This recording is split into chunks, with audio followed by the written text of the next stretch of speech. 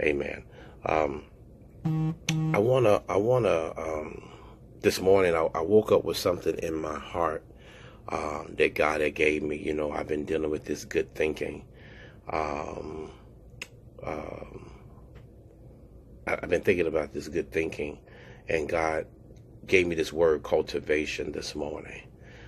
He gave me this word cultivation this morning, and when I got up, the Lord said to me, He said, Robbie, good, becoming a good thinker isn't really overly complicated. He said this morning, tell the people that really good thinking is a discipline. And I said, God, okay. He said it's a discipline. And when he stopped there, the first thing I thought is, like most disciplines, it can actually be cultivated and refined. After my morning meditation, I heard the word cultivation, refinement. So probably for the rest of this week, I at least want to kind of talk to you, and we can kind of learn and grow together about process of developing some good thoughts. Is there anyone listening to me this morning that had ever had a bad thought, or even allowed a bad thought to even infiltrate in your spirit? Um,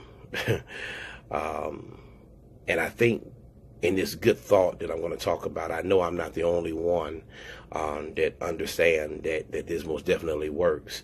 But hear me, I'm going to help you with a pattern that will work well for you. If you're going to take notes, I want you to write this down. You have to find a place to think your thoughts. You have to find a place to think your thoughts. Like a good place to actually think. Everybody's different. I remember talking about this earlier, about this time last year, coming from a different sphere. Where is a good place for you to think your thoughts? For instance, some people, now the new thing is going to Starbucks or Panera Bread. Maybe some people, they like, well, it's too cold in Chicago anyway. I'm not like Nadia, who's in that good weather down there in Florida. But most of us, we have to find a place to actually think our thoughts. Me, my lab, that's right here in this room. I think good thoughts. Now at the school, I really I got a nice big area, nice big room where I can kind of do me, amen, and I can really think very good thoughts there. Back in the day, it used to be anything surrounding water was a place that I can get my good thoughts. I purchased for all of my girls, for both my girls, I purchased them their own chair. I have not seen them really operate in this chair yet, but I bought them a chair, and I'm trying to get them to read books in that chair. Read, not just play iPads and watch games or play games, but to actually have a chair that actually would be a thinking pad station for them. Anyone knows me know, I keep my phone always in note-taking section mode. I'm always getting some kind of thought through the day. I'm always doing some stuff. I have to make sure that I'm writing down some good thoughts. Before the iPad came out, before the cell phone had a note-taking section, I had good paper and pencil that I actually would have on my nightstand, and I still do. To this day, I always have something to write with just in case I wake up and roll over in the middle of the night and God give me something. You have to develop a habit. You have to develop a habit, hear me. You have to develop a habit that is frequent to make you go to your thinking place. You have to go to this place and keep yourself and keep your mind in that thinking mode. To constantly generate ideas, you need to do the same thing, okay? Find a place where you can think. You need to capture your thoughts on paper. You need to make sure, then watch this here, when you capture them on thought, I used to be very bad at this. I would write it and then I would lose it. Are y'all hearing me? So I went to a place in my life in a season whereas I had this stuff and then I ended up losing it. So because I did not have it, I couldn't remember. And a lot of things about me, because I have so many thoughts going in my mind, so many works that I do to go through my mind that keeps my mind always in this place where I have to constantly think. So I'm always writing. Every day I'm writing. I am writing also in my book. I finished one book that's done. I'm working on the other book now. I'm working with my devotional, my devotional and my prayer journal. The one I'm working on now is the chapter is called As a Leader. And this is not the first of it. I'm just telling you, as a leader, what were some of the things that were said to you to fuel your motivation?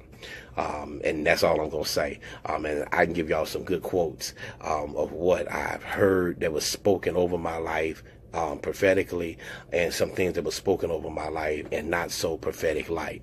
And hear me, the thoughts that I hear is the thoughts I had to take root of and deal with that in investigation and really write about it. Those of you that are writers, be very careful of this venge writing. Okay, y'all look that up. You'll know exactly what I'm talking about. If you need to know what that is, you can talk to Cotton Campbell on here. She'll most definitely tell you what venge writing is, and you want to stay clear of that. All right.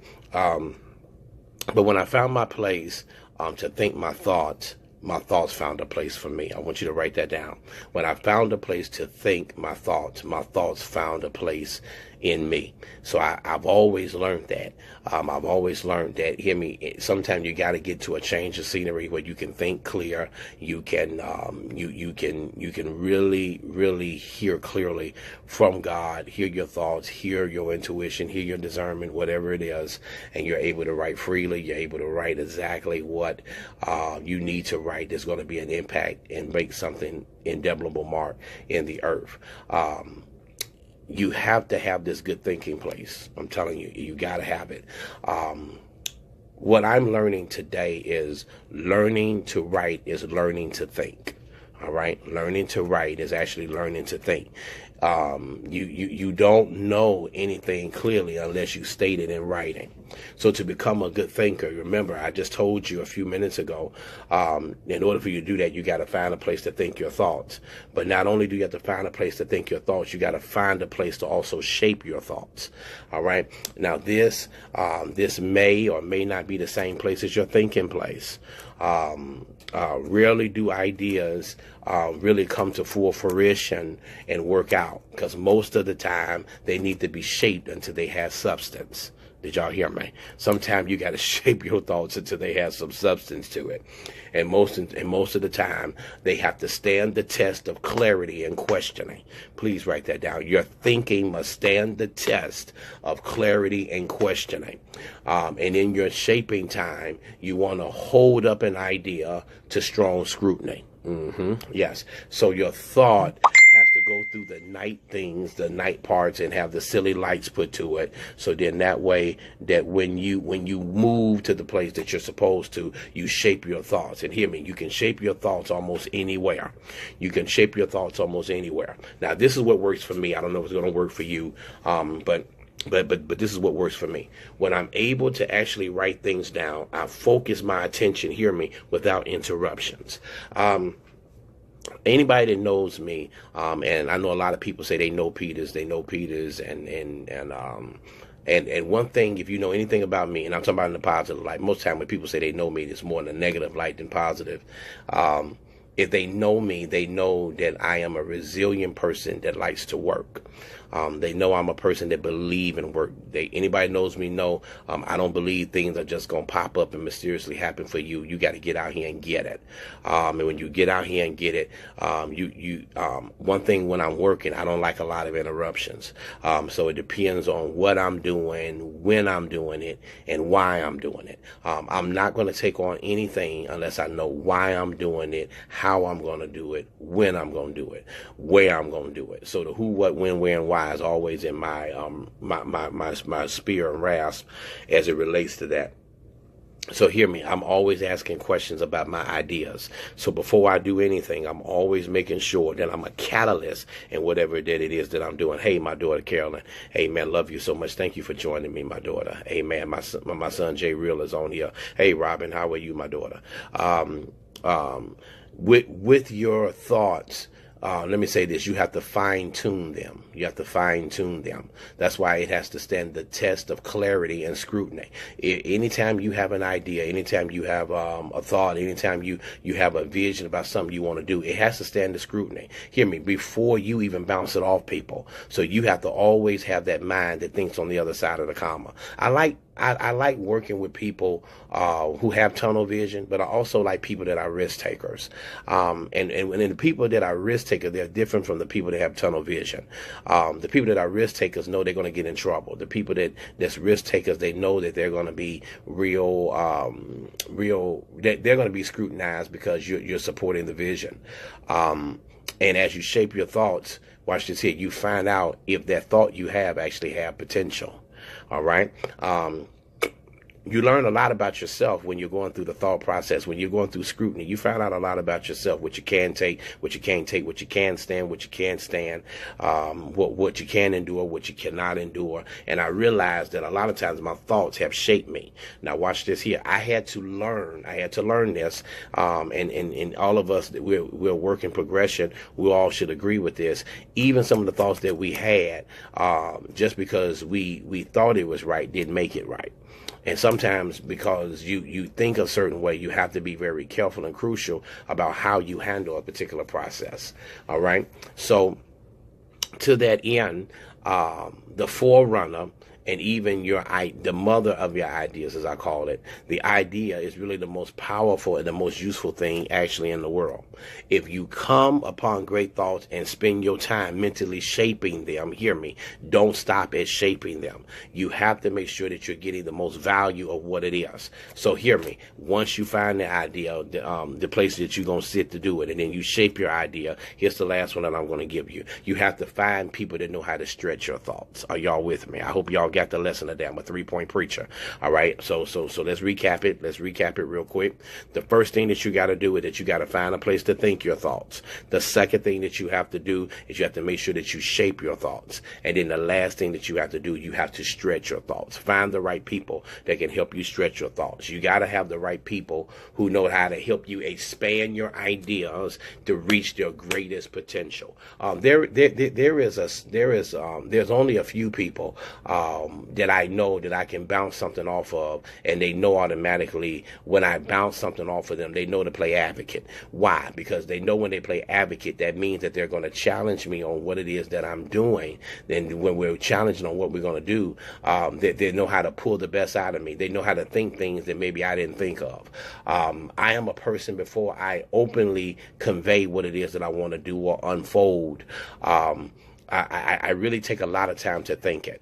Even when I do presentation in class, I write down every question that I would ask myself at that moment.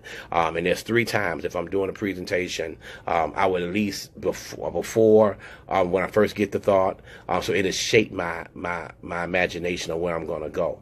And then after I shape that, then I have to walk into the reality of what the questions may be on what I'm going to focus and maintain. That makes sense to everybody? So I make sure I do that. So that's the second time. And then the last time is before I do the presentation, I jot down a couple of more questions that I may have missed. Then I bring somebody in, or I do the presentation. And hear me, I like going through presentation without someone asking me a question. Now, if they ask me, can I repeat something? I don't consider that a question. But if it's something pertaining to the presentation and they ask me a question, hear me, I'll say that I failed.